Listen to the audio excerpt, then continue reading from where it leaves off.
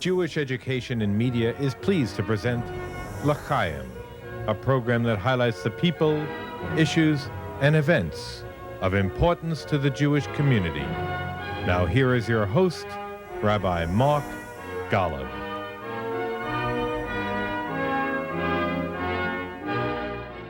I'm Mark Golub.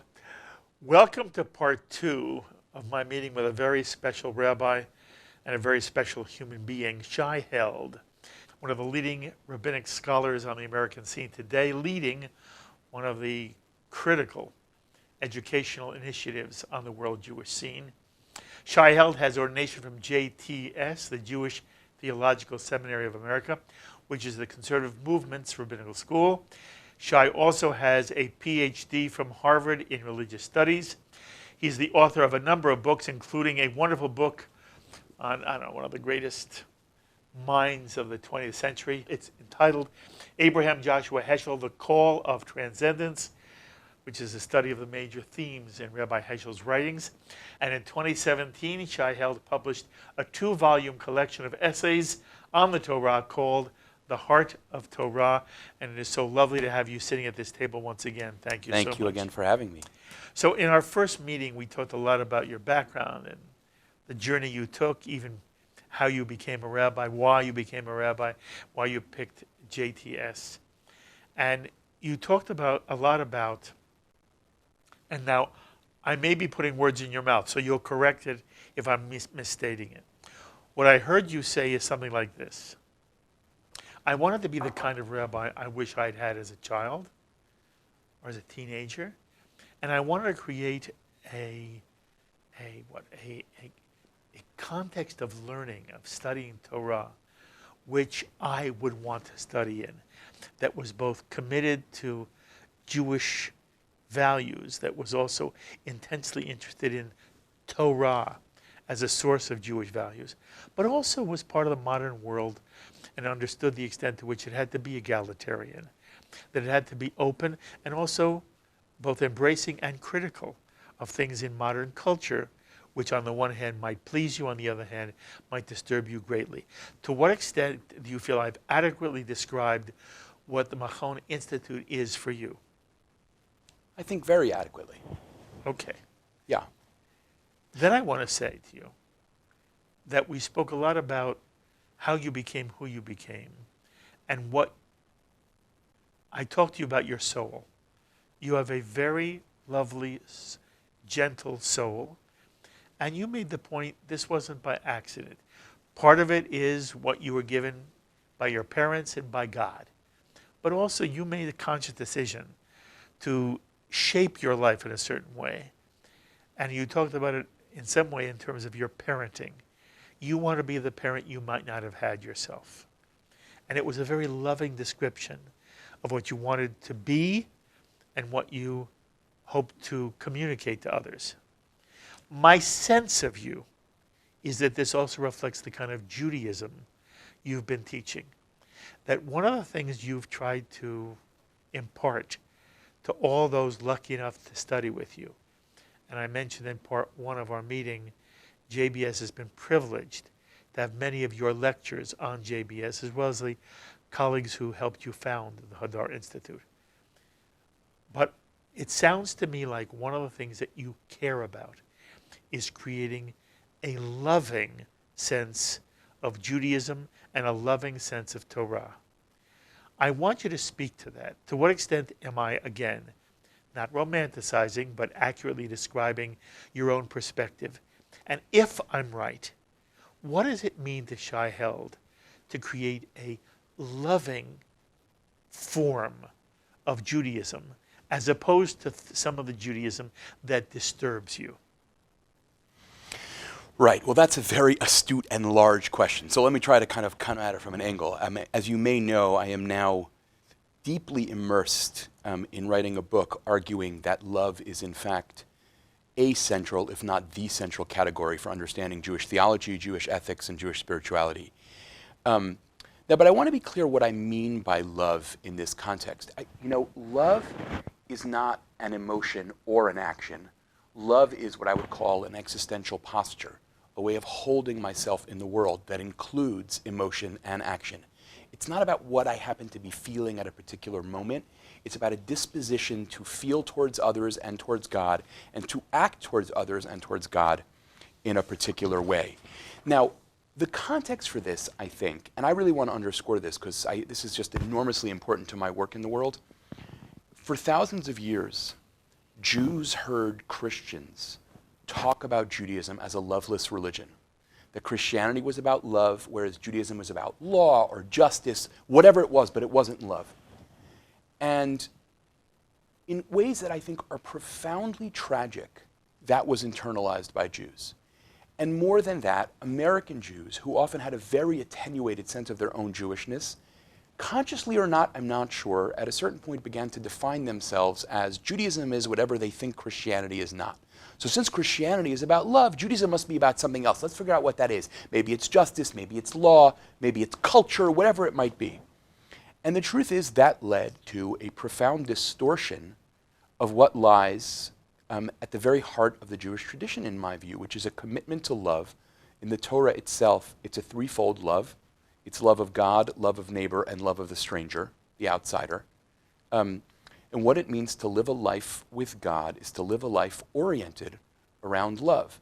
Now, again, love is a term that can be just diluted and violated with cheap sentimentality. I'm not talking about the love at the level of a Hallmark card. I'm talking about here about really orienting one's life around love. And we have to kind of really, to understand that, really begin to explore what that means. What does it mean to love God? What does it mean to love the neighbor? And I'm assuming it doesn't mean agape either.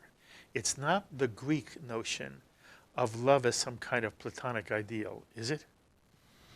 It is, no. I think you have voices that speak that way. Look, personally, I'm extremely drawn to the interpretation of love your neighbor as yourself that is offered by Nachmanides, Ramban, one of the great medieval Jewish commentators. He says something that I find so moving and challenging. He says, you know, now this is obviously my very 21st century translation of what he's saying. He says, you know, a lot of us are fine with someone being successful as long as it's clear that we're more successful. They're fine if they're as wealthy as we are, as long as what we care about most, we're better at than they are. You can be as wealthy as I am as long as it's clear that I'm smarter than you are. You can be as smart as I am as long as it's clear that I'm wealthier than you are. And in fact, he says, love your neighbor as yourself in Hebrew, ve'havta lireacha kamocha, which can be rendered as love for your neighbor as you love for yourself. What it means is to live with a generosity of spirit that genuinely wants for others what it wants for ourselves. I'll tell you that one of the things I was most committed to when I functioned for many years as the kind of the scholar in residence of Kehillat Hadar in New York City. Every couple of years I would say at the beginning of Yom Kippur, I want to issue a spiritual invitation to you. I want you to think about the thing that you feel you need most in your life, that you really need. I want you to pray for other people to have it too, and to at least for a moment entertain, to pray that they get it first. That doesn't mean you don't want it. It doesn't mean you don't feel that you need it. It doesn't mean that you are selfless, but it means you are trying to live in a way that genuinely wants blessing for other people. That's a posture of generosity. Another way of maybe getting at this is when I talk about love, I'm really talking about a family of postures that includes love, compassion, empathy, kindness, generosity of spirit. It's closely connected to gratitude that I think yields generosity. I'm talking about a kind of a cluster of emotions and postures that I think lie at the very heart of what Judaism is about, manifested in classical Jewish language as a commitment to Chesed, to love and kindness towards others. That is the very heart of Jewish tradition as I understand it. And in many ways, what I've been trying to do as a teacher and as a writer is to put front and center this reading of the tradition. And I will say that, Mark, it breaks my heart. Because when I travel around the country, which I do constantly, and I talk about some of this, there are some people who are resistant, and there are others who sit there with their mouth open. People will come up to me and say, why did no one ever say this to me? I have this talk I've been working on. I'm giving it a lot because I'm constantly rewriting it, called, the God of Torah is a God of love, undoing the stereotypes. And I've had people cry in that session. right? I thought the God of the Old Testament was a God of vengeance and justice. I like to say that that is the last permissible cultural stereotype. It's the only stereotype that's permissible in the pages of the New Yorker, right? You can talk about someone as having Old Testament levels of vengeance. That's just appalling, right? And Jews have internalized that, and it's just enormously problematic. And there is, the word I would use here is, we need to heal from having been robbed and in some ways been complicit in allowing ourselves to be robbed of the very heart of what Torah is about and for. I love it so much. I think you're not right. I think you're 1,000% correct. You use the word chesed. Explain what chesed is to our audience. Well, it's very interesting. Chesed in the Bible means one of two things, and scholars kind of in some ways still debate what it means. On the one hand, it has the connotation of loyalty and faithfulness to our relationship, and on the other hand, it has the connotation of love and kindness. Indeed. Yes.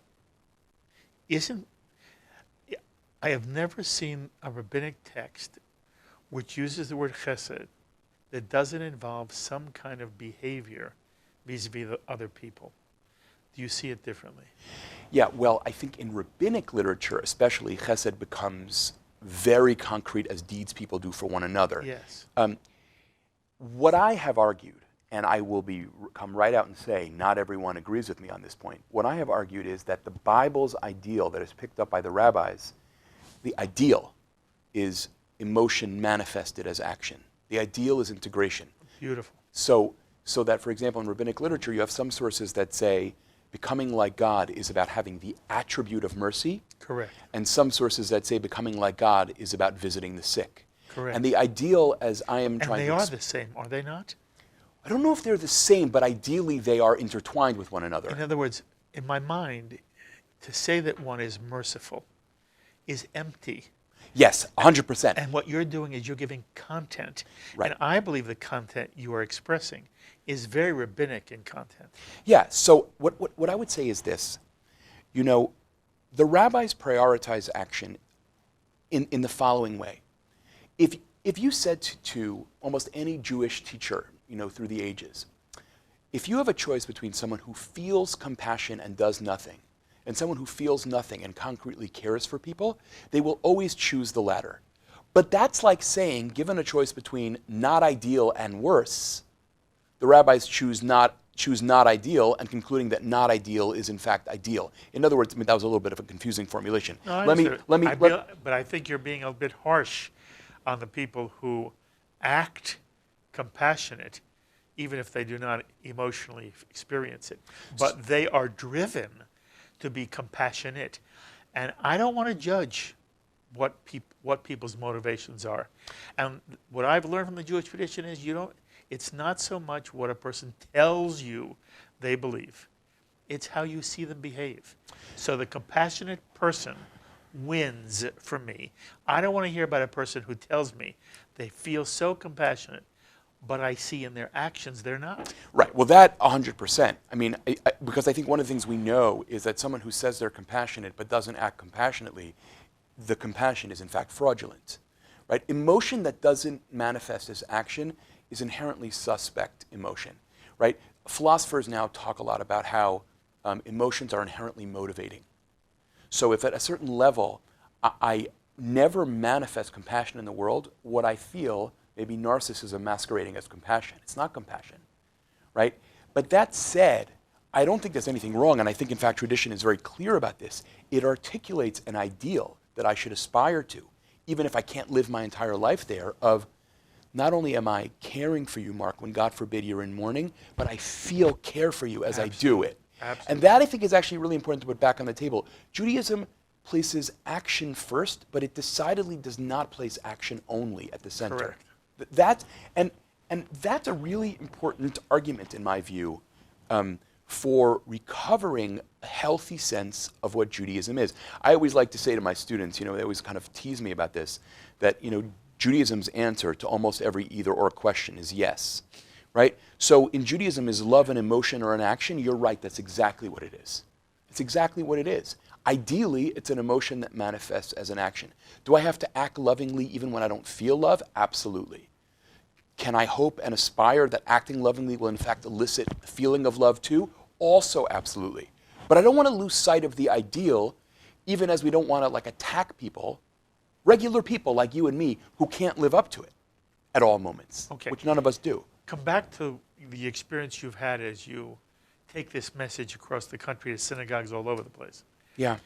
And I'm fascinated by the extent to which you have noticed, I believe appropriately so, that many, many Jews grow up with no sense of what you're talking about. And my question for you is, why is that? How could that have happened? And why is it that your message becomes so important? Because it hasn't been heard throughout people's lifetime. How did that happen, Shai? Well, again, so let me go back to where I was before. The historian David Nierenberg talks about how Christianity fundamentally, historically, put out a narrative according to which Judaism and Islam both suffered from an ailment called lovelessness. Right? They were fundamentally unloving religions. And the question is, what happens when a majority culture tells you over and over and over again that this is what you are? I think in ways that are often unconscious, you end up internalizing that.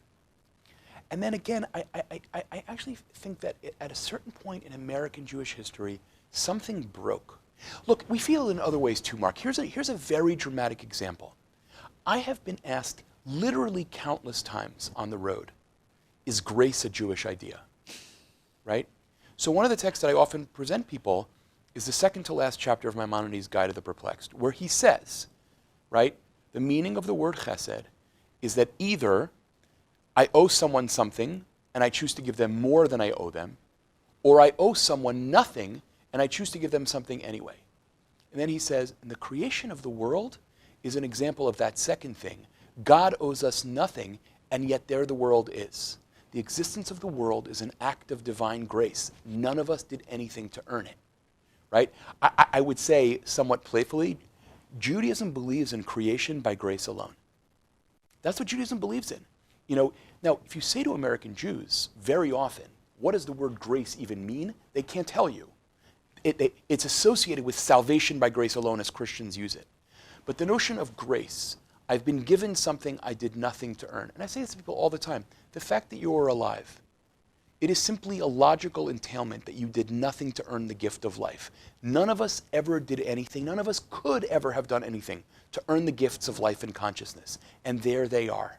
According to Jewish theology, that's grace. And I will have people say to me, I didn't know that was a Jewish thing. I mean, literally, rooms full of people. By the way, people who have learned a lot, actually. Okay, I want to come back to Chesed, though, because you went to JTS.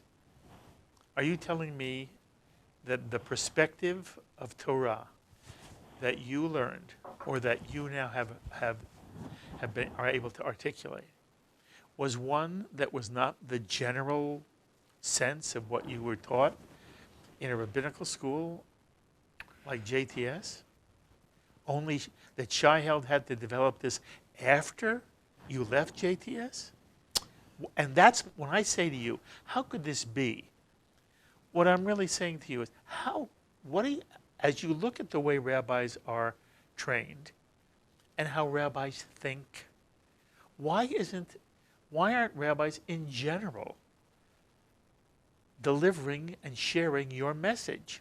Why is it that when you come into a community, you're the first guy to say this? So I will tell you, at the risk of having a pipe dream, I hope that if I have a real influence in the community, it's in part in that people are starting to talk this way. I would say that if there were people saying this in JTS, I didn't hear it. Mm-hmm. Okay, and I'm going to take you, I believe you're describing the truth. My question is, these are good people. Yeah. These are people committed to the Jewish tradition. Right.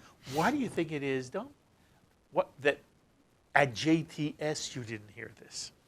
Well, I think that at JTS in the years that I was there, we were still very much living in a culture that was about academic Jewish studies, in which making kind of active theological claims about talking about what it meant to cultivate a life of the Spirit was not really part of the discourse. Just not what we did.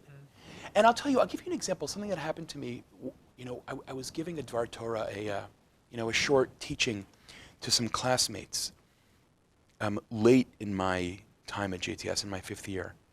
And I said, Jewish theology essentially centers around the claim that God loves us and invites us to reciprocate that love. And one of my classmates said, I will never forget this, he sort of blurted out in this very dismissive way, wow, you really do spend way too much time with Christians. And I said, it's so interesting that you say that, because you're thinking of Christians, I was thinking of the daily Siddur, in which we say every morning, Ahavara ba'ahavtanu, with vast love have you loved us, and then follow it with Ve'ahavta et Adonai Elohecha, and you should love the Lord your God. That is about God loving us and inviting us to reciprocate. The fact that you associate that with Christianity is just heartbreaking to me. Yes, but what does it say to you? Because I believe the student who said that to you is reflecting a notion that is not simply in the air in the Jewish world, but it's something he's been taught. I believe that there is in Jewish education, and here I'm not being critical, I'm just describing, there is a notion that although that's what the prayer book says, that the Jewish tradition has a spin on it that has to do with really what it means to love God. And here we will come to something I do want you to talk about. To what extent is loving God really, in the Jewish tradition, it is always expressed in how you treat other people. The notion of loving God as a disembodied something is something I don't understand. And I believe most of the people whom you talk to, in rabbinical school and out, for them, the idea of loving God as if God were an object, and you and I understand the Jewish tradition would never make God an object. But what it means to love God as if, you said before, the 3 things we're to love: God, fellow Jew, stranger. Remember saying that? Okay. And I'm saying to myself, I got to come back to this, because I understand what Shai means when he says you love your fellow Jew, and I understand what the Jewish tradition means in no uncertain terms.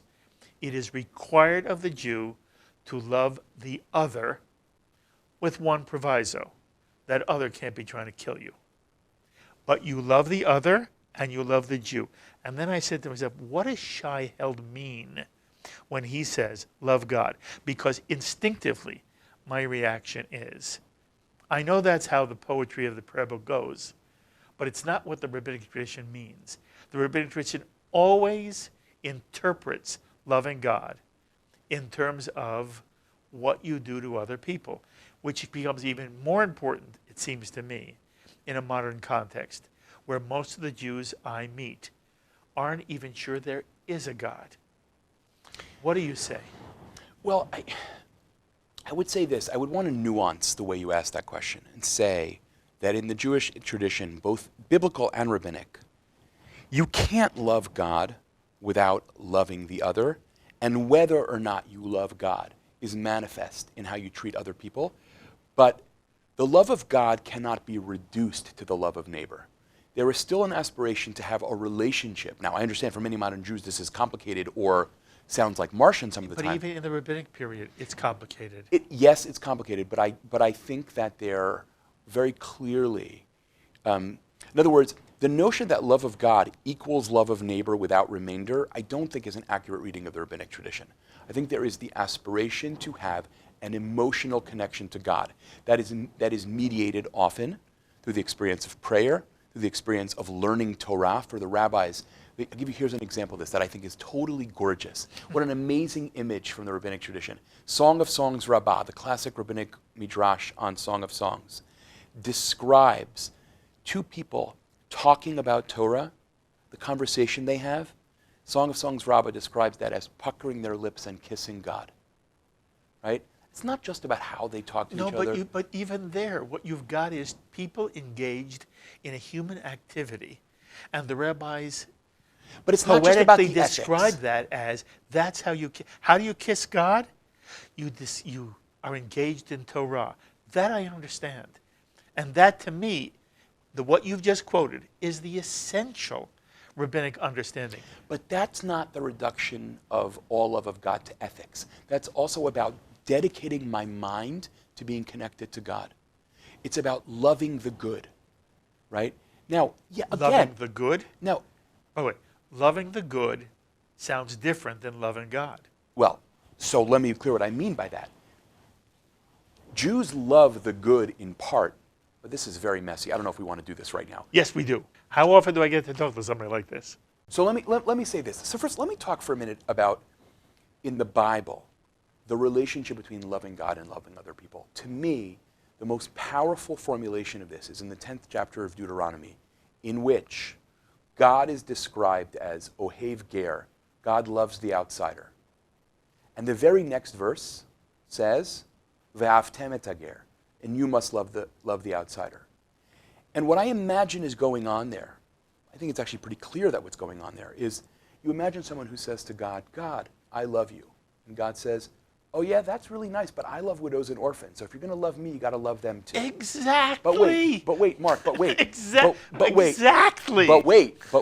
Because where I want to go next is to say, but I don't think that means only that. Jews also express love for God in what we traditionally call mitzvot that are between a person and God. I know, give me an Keeping example. Shabbat, keeping kosher. I understand your viewership is very diverse. Not everyone shares those You practices. described your own childhood. You described your own childhood. You were not shomer kashrut in home. Right? Your parents never lit a Friday night candle. I would not describe my parents as loving God. I wouldn't describe them that way. Okay. So you're thinking people who light Friday night candles are expressing a love of God? No. I think that lighting candles can be an expression of love of God. Right? In other words, look, here's the thing. There's two temptations in Jewish life. Let's call it right now, just for play, the liberal temptation and the conservative temptation. I don't mean those terms politically, I mean them religiously. The liberal temptation is to say, okay, I know what love of God is. Love of God is ethics. The conservative temptation is, I know what love of God is. It's keeping mitzvot, right? And the truth is, it's both of those things. And it's also, here's a midrash that I find very moving. I'm embarrassed to say I never saw this midrash until a few weeks ago, but I'm processing it these days, so I'll share it with you. The midrash imagines God saying, Kol ma she'atem osim, everything that you do, lo tasu ela me'ahava. Only do it out of a place of love. Love there is not an action. Love there is a kind of emotional, existential posture. And I'm suggesting that in traditional Jewish thought, there is the yearning to love God not only through ethics, but to love God as God. Now, is that mediated by observance and learning and prayer? Very often, most often, yes. But I don't, I'm in a sort of paradoxical place here. On the one hand, I have spent my entire life emphasizing the utter centrality of ethics and the radical ethical demands of Torah. Yes. Yet I don't think the love of God simply reduces to radical ethics. I think it includes the yearning to have a relationship. Now, here's the dilemma in modernity. Many Jews believe many different things about who and what God is, if they believe in God at all. I'm totally open to that conversation. But what I don't want to do is read kind of 21st century religious struggles right back into the Talmud so that they're saying what we're saying. I think actually struggling with the gap between us and them is important, right? I don't actually think that it's valuable to say, oh, well, this is all that I feel capable of believing, so therefore kind of that's going to be my reading of the rabbinic tradition. I'm comfortable with the gap.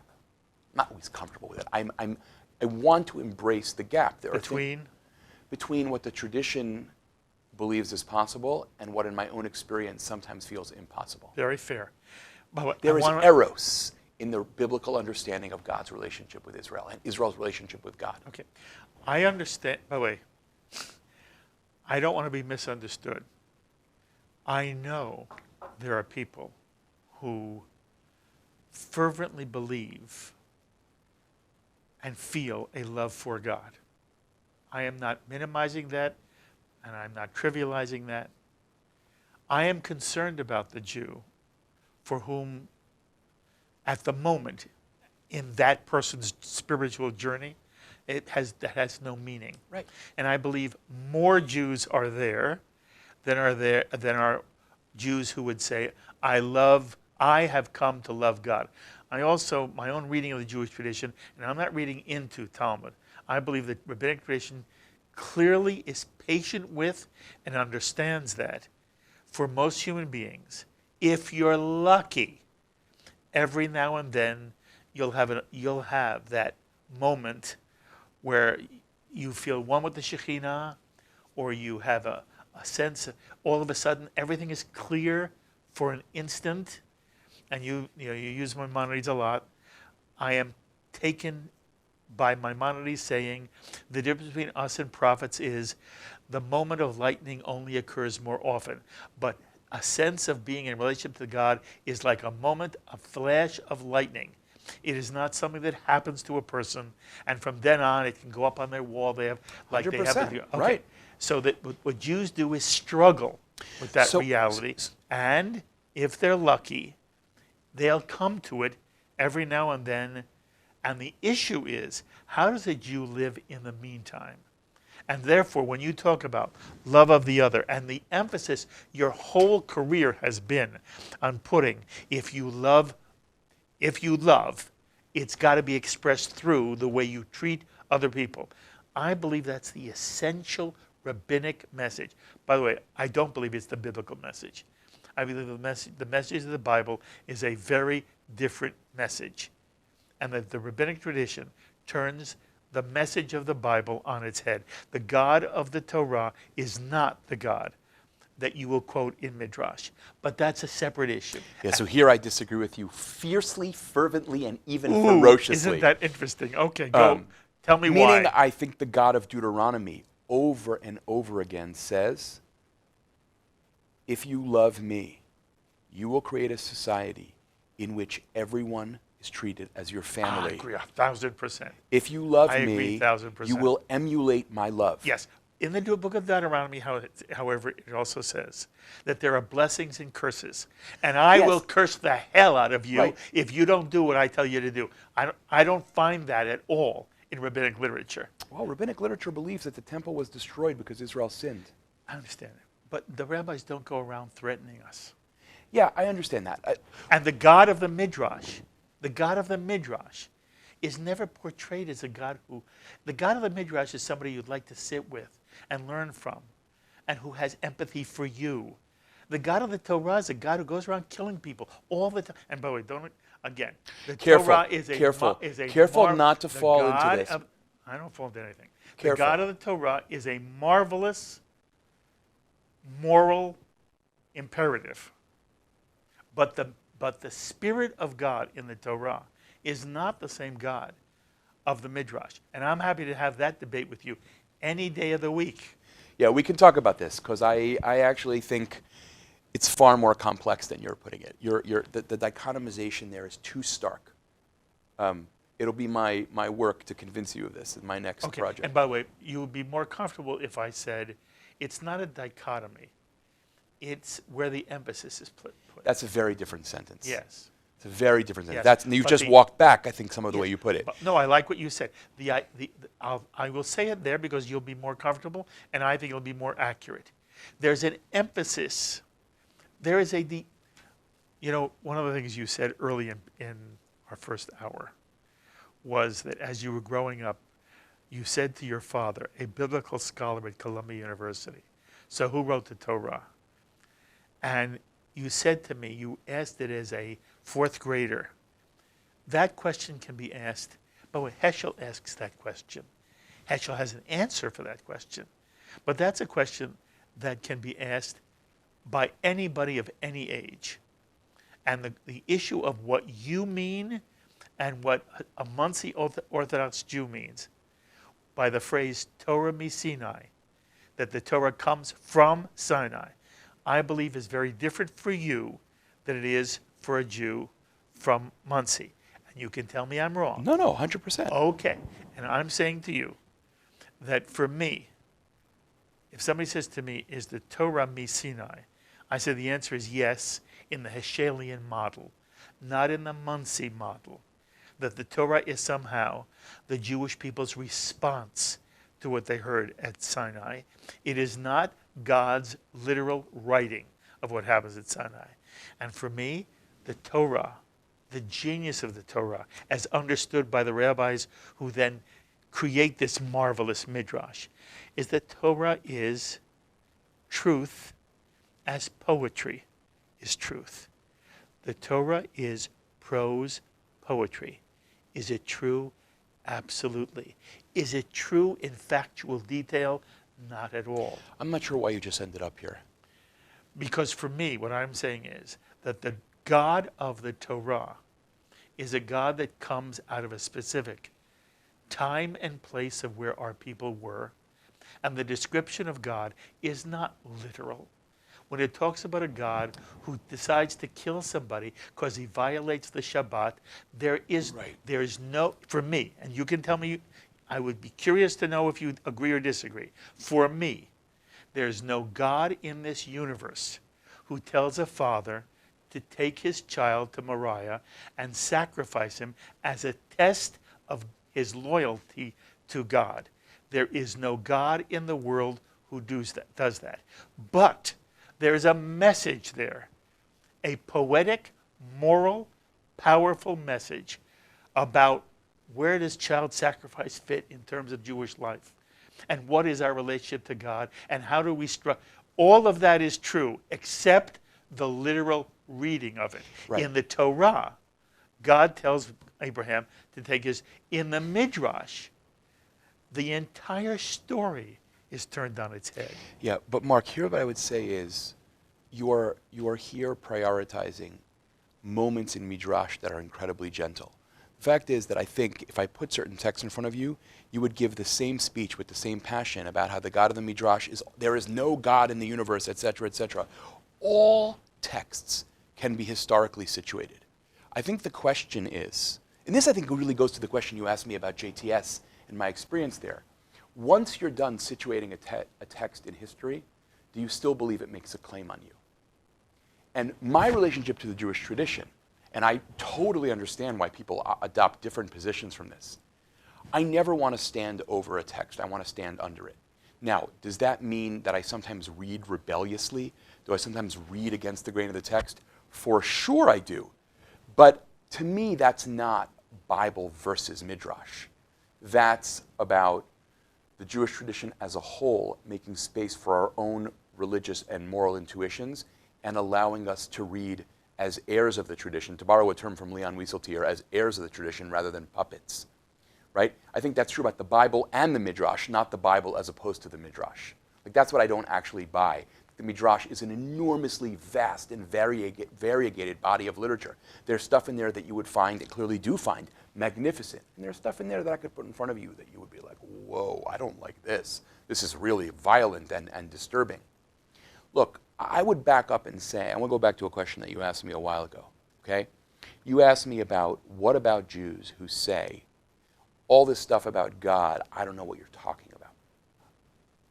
I want to demonstrate what it would mean to talk about God in a humane, thoughtful, and modest way. And maybe you'll find that compelling, or at least more understandable, right? I'm not out to convert you, but I'm going to model for you, here's why I read about the God of the Torah and am not horrified and don't run away and don't think it's written in some Martian language I can't understand. Let me just tell you what that's like. Another way of saying that is, look, when I do what I do as a philosopher, as a theologian, probably more of a theologian than a philosopher, I don't ever say to people, okay, let's start from sort of point zero and let me convince you why you should believe in the God I believe in, and the God I believe in sometimes. No, let me do something else. Let me describe the world to you as it looks when you wear the lens that I'm wearing, which has been shaped both by my own experience and by the Jewish tradition. If you find this lens congenial, you are totally welcome to it. If you find this lens uncongenial, okay, so let's talk because we all wear different lenses in the world, and I'd like to learn from you as you learn from me. Fair enough. Right? That's what I do. That's a much more modest philosophical project. I'm now going to convince you why it is incoherent not to believe in God. We live in a very complicated world. Yes. I often say, if you read the New York Times every day and are utterly convinced without any doubt that there is a good God, kind of feels to me like you might not be paying attention to the newspaper. The extent of human suffering and brutality, when people say, I can't believe in God because I look around, I bow my head. I totally understand it. I am that person some of the time. I've often said, and I really believe this very deeply, to be a theologian in this day and age, you have to be able to imagine secularity from the inside. Otherwise, you are not actually living in the modern world, right? I say this all the time. I just actually wrote this in something that's coming out soon. One of the reasons I feel like I understand modern secular Jews is because part of me is a modern secular Jew. We are all complicated. We are all multiple in this way, right? I sometimes say when people ask me, it's sort of obnoxious, but I'm trying to say something. People say, do you believe in God? Do you really believe in God? My temptation always is to answer, which part of me are you asking? Right? We're not like one simple unified entity. I got parts in me that are 12-year-olds who lost their father one day and thinks, believe in God, what are you out of your mind? And I got parts of me that have experienced the reality of the sacred in ways that take my breath away and say, of course. And then I got a million other parts in between. So let's talk about how life is complex. That is, the way you say it now, everybody hears you.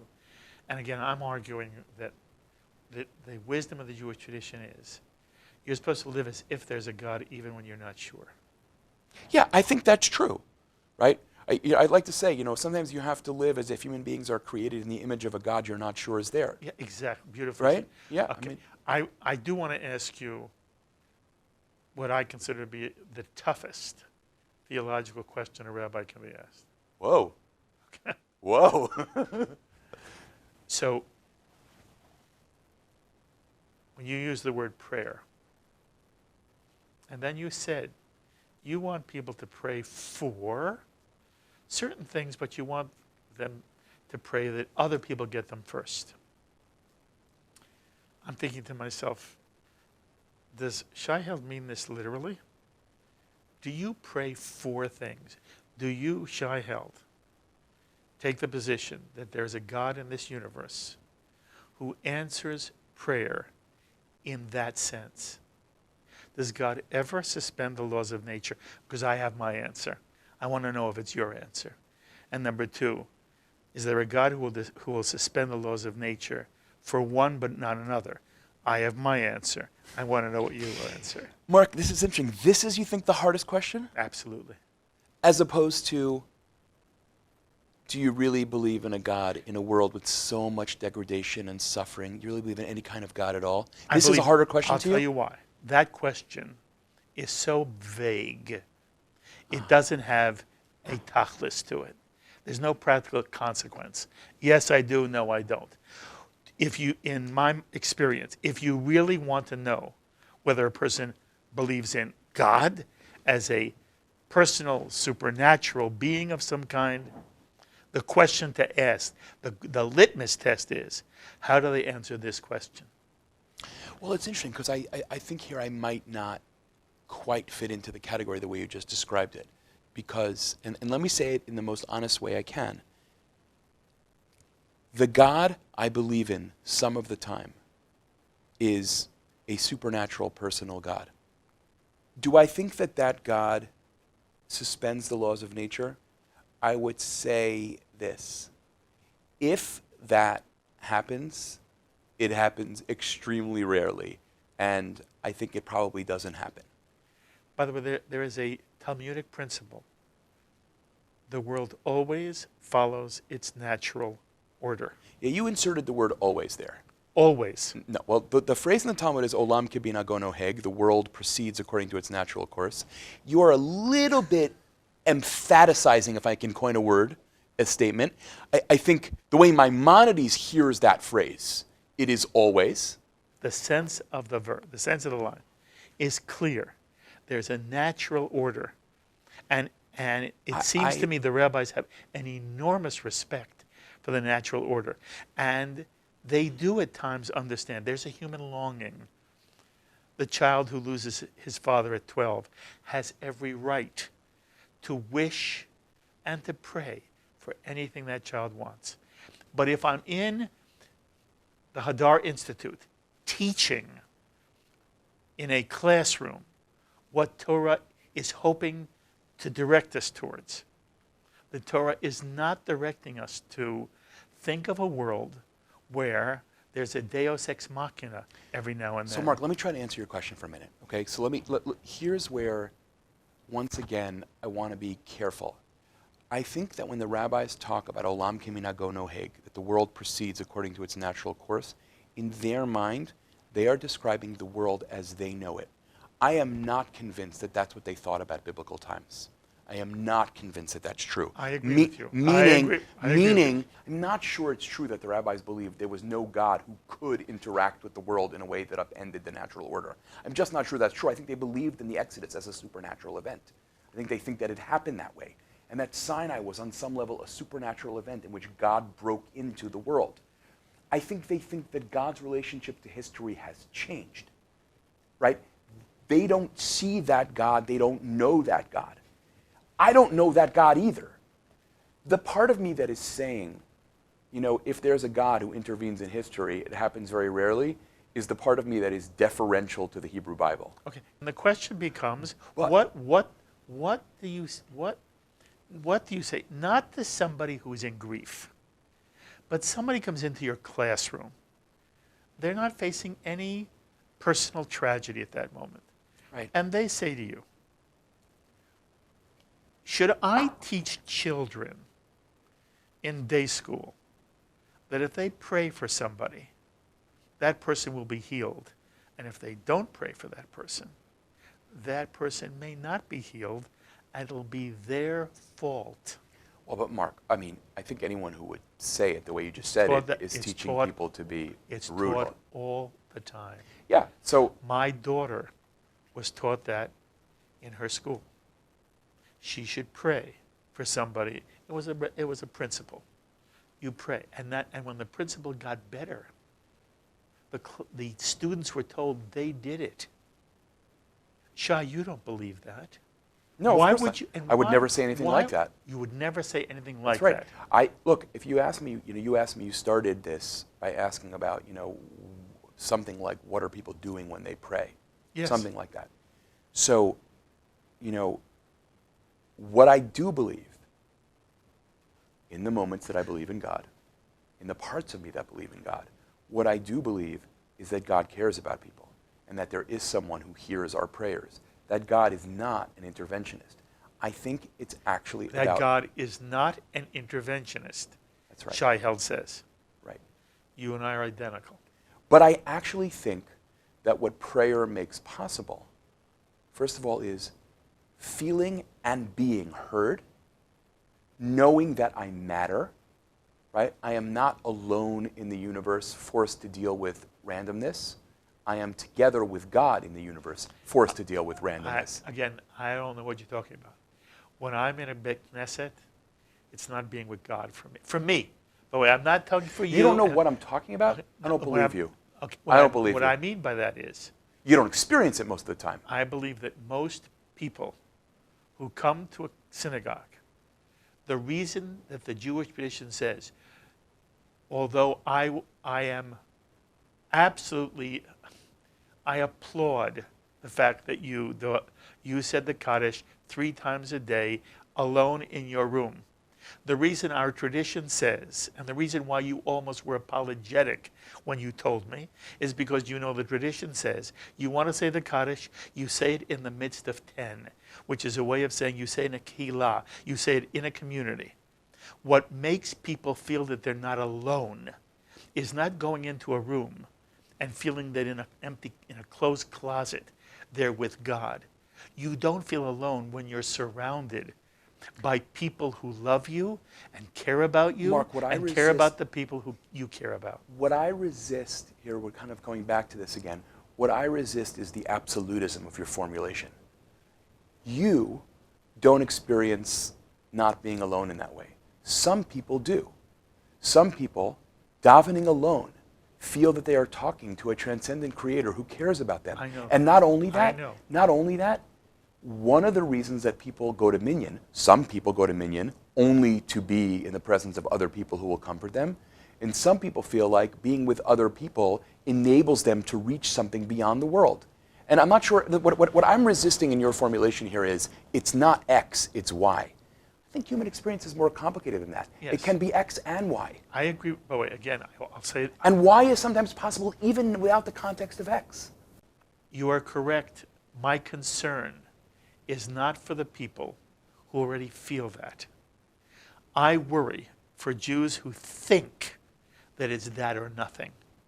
And I want them to know that Shai Held and Mark Golub respect their Jewish experience in their Jewish life, even if they don't feel it. If they are unable is the wrong word, if they don't experience this one-to-one relationship to God, but they find meaning and togetherness, and that they're not alone in the company of other Jews in a synagogue, reciting the Shema or the Mourner's Kaddish or the Mishaberach, whatever it is, and they don't take it literally, they read it poetically. Yeah, I've never said anything contrary to what you just said. No, I'm saying you're saying more. I'm saying that you want them to feel validated as well. And what I am saying is, one of the things that you've experienced in your travels around America is you go into synagogues where Jews have been taught a very simplistic Judaism, which is, there's a God in this universe, and if you pray to God, God will answer you. Yeah, although my experience in recent years is that that's not what they've been taught. What have they been taught? Judaism is a cultural practice. Nobody talks about God to them. In other words, it's funny. You're It's right. almost No, it's you're almost right. like there's two pieces there. Yes. There's I was taught agree. to believe in a God who was kind of this like vindictive grandpa. Yeah. And then there's a God? Whoever talked about God in shul? Yes. Right? And my experience in recent years is that it's the latter more than the former. I agree with you. And that's where I'm not sure that your diagnosis is exactly right to me. Okay. And coming back now to the question I asked you earlier, why is it true that you find what you find when you travel around, is I believe that most rabbis think their congregations want them to say they believe in a God they don't believe in.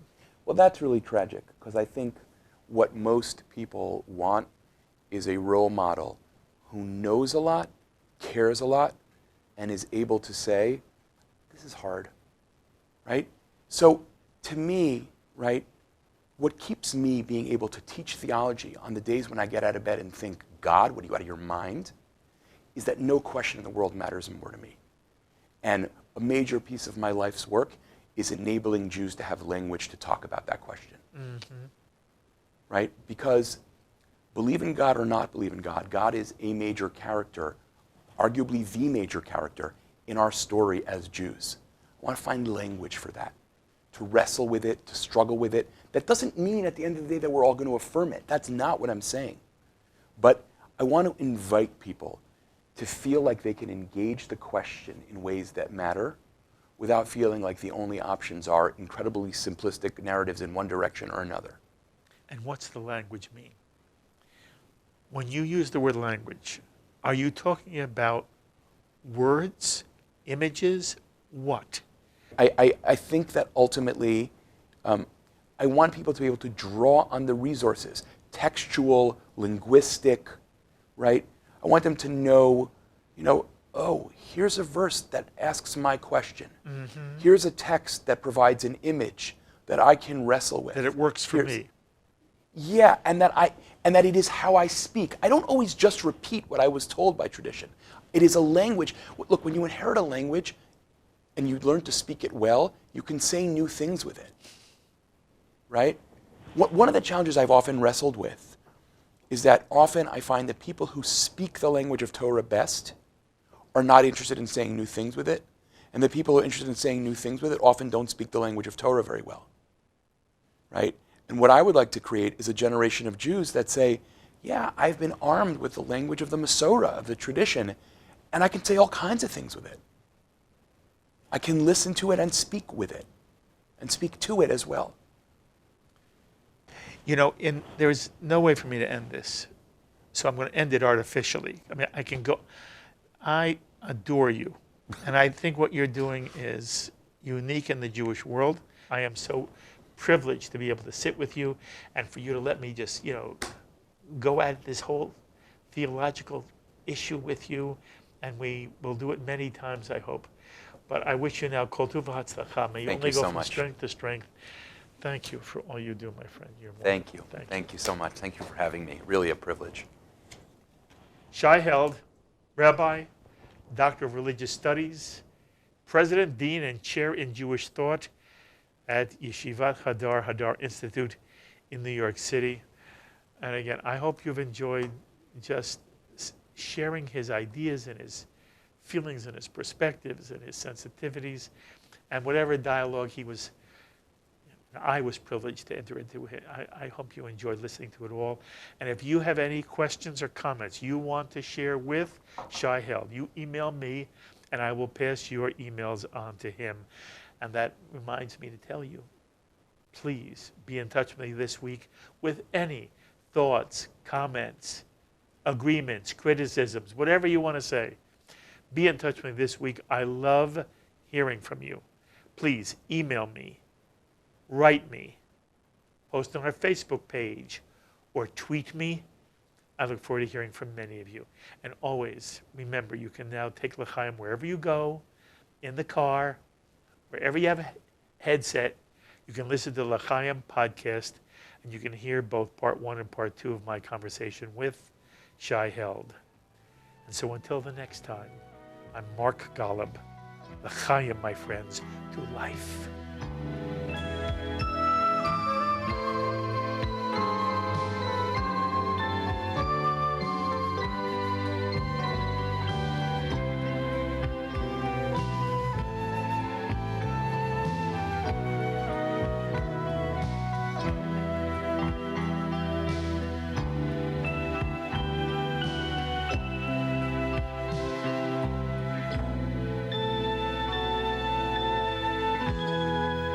L'chaim is a presentation of Jewish education in media.